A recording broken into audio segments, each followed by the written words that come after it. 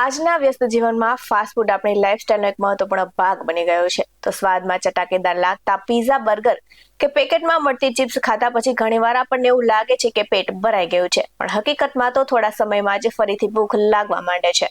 તો શું તમે ક્યારે વિચાર્યું છે કે આવું કેમ થાય છે અને ફાસ્ટ ફૂડ ભૂખ સંતોષવાને બદલે ભૂખ કેમ વધારે છે? તેની પાછળ માત્ર સ્વાદ જ નહીં, પણ વિજ્ઞાન અને તેમના વપરાતા ચોક્કસ ઘટકો જવાબદાર છે. ચાલો જાણીએ. નમસ્કાર દર્શક મિત્રો, BS9 TV ન્યૂઝમાં આપની સાથે હું છું નેહા પટેલ. આજે આપણે એક એવી સમસ્યા વિશે વાત કરવા જઈ રહ્યા છીએ કે જે આપણા રસોડાથી શરૂ થઈને આપણા શરીરના સ્વાસ્થ્ય સુધી પહોંચી ગઈ છે, અને તે છે ફાસ્ટ ફૂડ.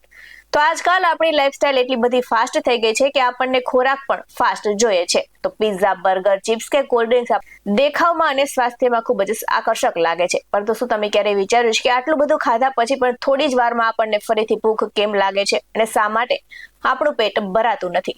તો આજકાલ ફાસ્ટ ફૂડ ખાવાનો ક્રેઝ વધ્યો છે અને મોટા ભાગના લોકો તેને આનંદથી લિજ્જત માણે છે. ત્યારે ફાસ્ટ ફૂડનો વપરાશ વધવાના માટે મુખ્ય કારણો નબળી જીવનશૈલી, સ્વાદની પસંદગીઓ છે. તો ફાસ્ટ ફૂડમાં મીઠું, ખાંડ અને બિનઆરોગ્યપ્રદ ચરબીનું પ્રમાણ વધુ હોય છે, જે શરીરનું સંતુલન બગાડી નાખે છે અને ઘણીવાર તે ખાધા પછી પણ પેટ ભરેલું લાગતું નથી અને વારંવાર ખાવાની ઈચ્છા વિકસે છે, જેના કારણે વધુ પડતું ખાવાનું થાય છે અને આદત આખરે સ્થૂળતા તરફ દોરી જાય છે. તો આ સાથે જ ડોક્ટરોના જણાવ્યા અનુસાર ફાસ્ટ ફૂડમાં ફાઇબર અને પ્રોટીન ઓછું હોય છે, જ્યારે રિફાઇન્ડ કાર્બોહાઈડ્રેટ્સ અને ખાંડ વધુ હોય છે.